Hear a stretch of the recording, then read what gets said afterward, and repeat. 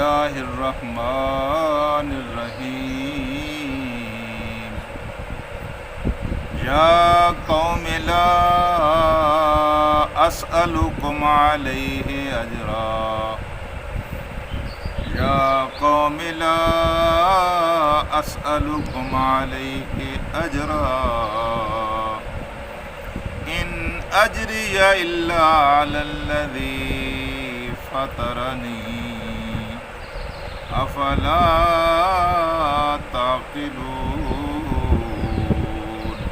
صدق اللہ العلی العظیم۔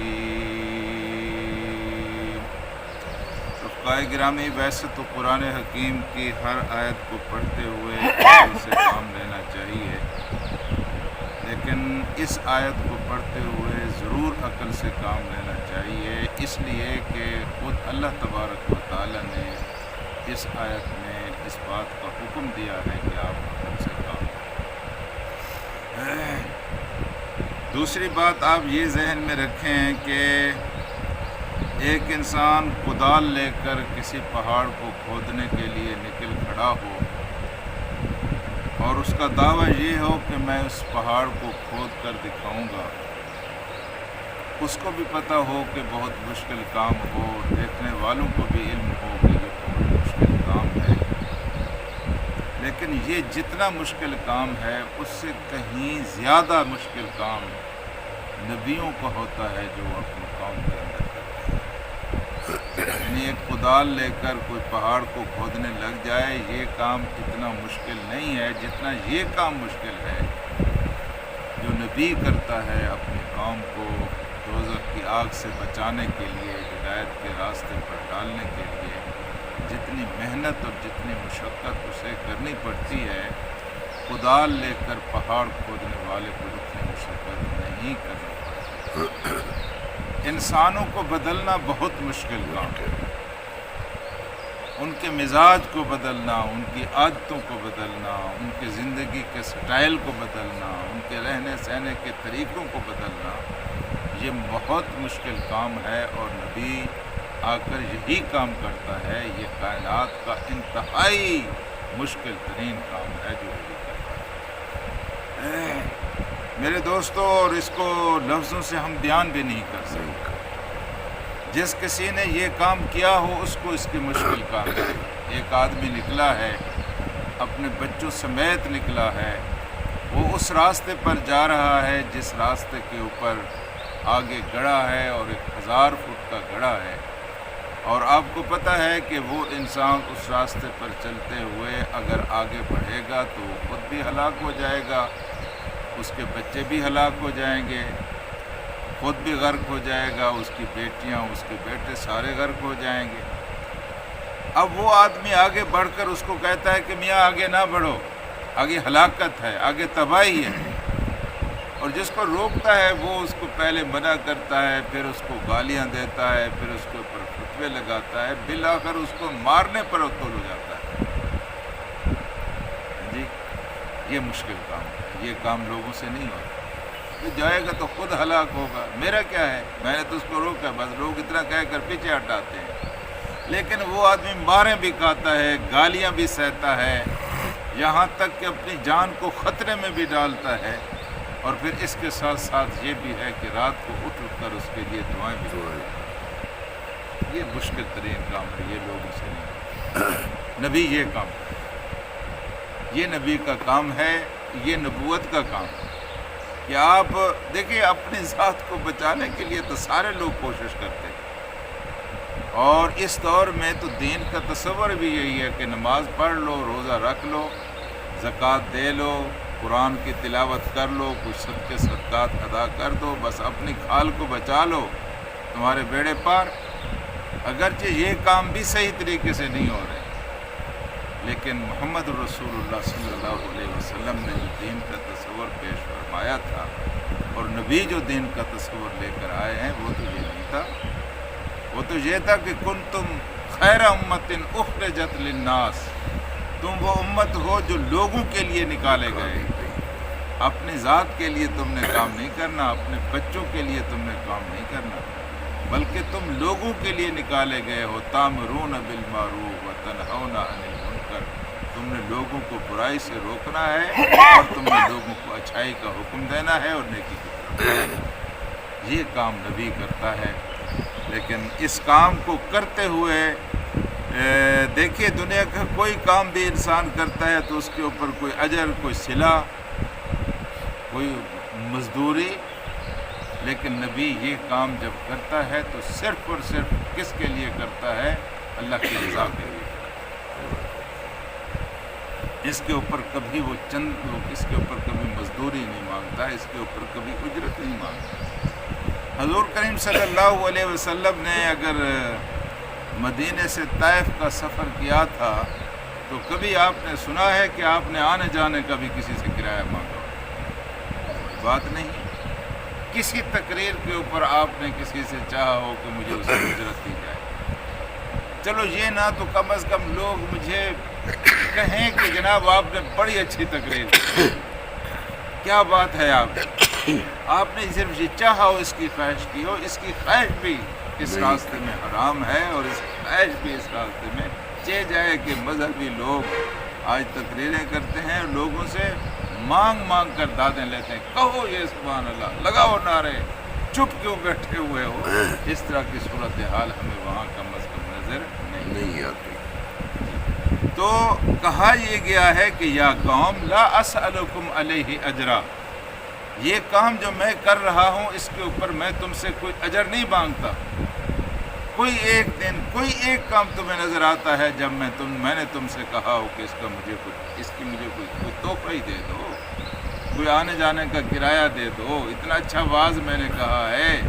اس کے اوپر کوئی مجھے مزدوری دے دو، میں نے تو کبھی یہ نہیں کہا۔ گزشتہ 300 سال سے اگر لوگ دین سے دور ہوئے ہیں تو اس کی ایک بنیادی وجہ یہ بھی ہے کہ مذہبی لوگ ہر مذہب کا کام دنیا کے نقطہ نظر سے کر رہے ہیں اور دنیاوی مفاد کے لیے کر رہے ہیں، اور اس کا نتیجہ یہ ہے کہ بے برکت ہو گیا ہے۔ اور اس کی ایک وجہ یہ بھی ہے کہ گزشتہ 300 سال سے یہ پریکٹس جاری ہے کہ ہمارے جو ذہین دماغ تھے، ہمارے جو اچھے بچے تھے، ہم نے ان کو اٹھا کر دوسری طرف پھینک دیا ہے۔ جو نسبتاً کمزور بچے تھے، پسماندہ بچے تھے، ہم نے ان کو دین کے کام پر لگا دیا۔ اب وہ روٹی کھائیں تو کہاں سے کھائیں؟ ان کا بھی ایک مسئلہ ہے، وہ معاش کہاں سے تلاش کریں؟ یہ مستقل ہم پٹڑی سے ہٹے ہیں تو ہٹتے ہی چلے گئے ہیں، اور نتیجہ یہ ہوا ہے کہ دین کے ہر کام پر اجرت مانگی جاتی ہے، اجرت مانگی نہیں جاتی تو اجرت چاہی جاتی ہے، طلب کی جاتی ہے، جبکہ دین کے مزاج میں یہ ہے کہ یہ کام اس وقت تک بابرکت ہوتا ہی نہیں ہے جب تک اس کا اجر انسان اللہ سے مانگے، کسی دوسرے سے نہ مانگے۔ ان اجر یا الا علی اللہ، حضرت ہود علیہ السلام نے کہا تھا میں تم سے کوئی اجر نہیں مانگتا، تم دے بھی نہیں سکتے اجر، اس کا اجر ہے بھی نہیں دنیا کے پاس۔ دین کے کسی کام کا اجر دنیا کے پاس نہیں ہے، یہاں بازاروں کے بازار بک جائیں ایک قرآن کی آیت کا وہ بدلہ نہیں دے سکتے۔ یہ اتنا بڑا کام ہے اور لوگ چھوٹے چھوٹے بدلوں پر راضی ہو جاتے ہیں۔ تو کہا یا قوم، اے قوم لا اسألکم، میں سوال نہیں کرتا علیہ، اس کام پر جو میں کر رہا ہوں، کیا سوال نہیں کرتا؟ اجرا، کسی اجر کا میں سوال نہیں کرتا۔ پھر خود ہی بتا، ان اجر یا الا علی اللہ، میرا اگر اجر ہے تو وہ کس کے پاس ہے؟ وہ میرے اللہ کے پاس ہے۔ جی میرا اجر میرے اللہ، تم دے ہی نہیں سکتے، میں نے مانگا بھی نہیں، میں نے تم سے طلب بھی نہیں کیا، میرا اجر ہے تو وہ کس کے پاس ہے؟ وہ اللہ کے پاس ہے۔ اس کام کا اجر صرف اللہ دے سکتا ہے، دنیا کے لوگ دے ہی نہیں سکتے، ان کے پاس ہے ہی نہیں۔ پھر فرمایا فاترانی، وہ اللہ جو ہے اس نے مجھے پیدا کیا، یہ گویا یہ اس کا حق ہے میرے اوپر کہ میں اس کا کام کروں، اس نے مجھے پیدا کیا ہے، اس نے مجھے زندگی دی ہے، اس نے مجھے دماغ دیا ہے، اس نے مجھے زبان دی ہے، اس کا یہ حق بنتا ہے کہ میں اس کا کام کروں۔ اللہ تبارک و تعالیٰ نے ایک جگہ قرآن مجید میں حضور کریم صلی اللہ علیہ وآلہ وسلم سے فرمایا کہ اے محمد صلی اللہ علیہ وسلم لا نسألکم رزقا، ہم تجھ سے رزق نہیں مانگتے، ہم تجھ سے رزق کا سوال نہیں کرتے، بلکہ ہم تمہیں رزق عطا کرتے ہیں، ہم تمہیں کھانا کھلاتے ہیں۔ اس کا کیا مطلب تھا؟ کہتے ہیں یہ قرآن مجید کی مشکل ترین آیت ہے، جب اللہ تعالیٰ نے اللہ کے رسول سے کہا کہ ہم تجھ سے رزق نہیں مانگتے جی، تو پھر اس کا خلاصہ علماء نے یہی نکالا ہے کہ اے محمد رسول اللہ صلی اللہ علیہ وآلہ وسلم، آپ صرف دین کی اقامت کا کام کریں، دین کی دعوت کا کام کریں اور کوئی کام نہ کریں، ہم آپ کو رزق دیں گے، یہ آپ کا کام ہے، اور یہ مشکل ترین کام ہے جو نبی کرتا ہے۔ تو ساری زندگی اس سے پہلے تو ہمیں پتہ چلتا ہے کہ حضرت خدیجہ کا مال لے کر حضور کریم صلی اللہ علیہ وسلم تجارت کے لیے گئے، لیکن نبی بننے کے بعد کبھی آپ نے تجارت کی ہے، کبھی آپ نے کوئی کام کیا؟ سارے کا سارا کام خدا تبارک و تعالیٰ کے دین کے لیے صرف کر دیا ہے۔ اللہ تعالیٰ نے کہا بھوکے تو پھر بھی نہیں رہے نا، زندگی تو گزار ہی گئے، اللہ تعالیٰ نے بندوبست کر دیا۔ تو افلا تعقلون، کیا تمہیں عقل نہیں ہے؟ تم نہیں دیکھتے ہو کہ ایک آدمی بلا مزد لگا ہوا ہے، کبھی اس نے کوئی تمنا بھی نہیں کی ہے کہ تم اس کو لیڈر بنا دو، تم اس کے نعرے لگا دو، تم اس کے جھنڈے اٹھا دو اور تم اس کو پیسے اس کے اوپر لٹا دو۔ کبھی نبی نے تم سے یہ چاہا ہے یا نبی نے کبھی تم سے یہ مطالبہ کیا ہے؟ تم عقل سے کام نہیں لیتے۔ ایک آدمی ایک بڑے مقصد کے لیے کام کر رہا ہے، اور بڑا مقصد کیا ہے؟ کہ اللہ تبارک و تعالیٰ کی مخلوق کو جہنم میں جانے سے بچا لے، یہ وہ بڑا کام ہے۔ لوگ اپنی کھال کو تو بچانے کی کوشش کرتے ہیں، کل بھی کرتے تھے، آج بھی کرتے ہیں، کر بھی رہے ہیں۔ یہ دوسروں کو جہنم کی آگ سے بچانے کا کام یہ لوگوں نے اس زمانے میں غالباً چھوڑ دیا، اس کی ضرورت بھی محسوس نہیں کرتے۔ ہم آپس میں بیٹھے ہوئے ہیں، کبھی ہمیں فکر ہوئی ہے اپنی نماز قضا ہو جائے تو بڑی فکر ہوتی ہے۔ یہ جو محلہ پڑا ہوا ہے، خود ہمارے اپنے بچے جو گھر میں سوئے ہوئے ہیں، اپنی بیوی، اپنی بہو، بیٹیاں، ہاں جی،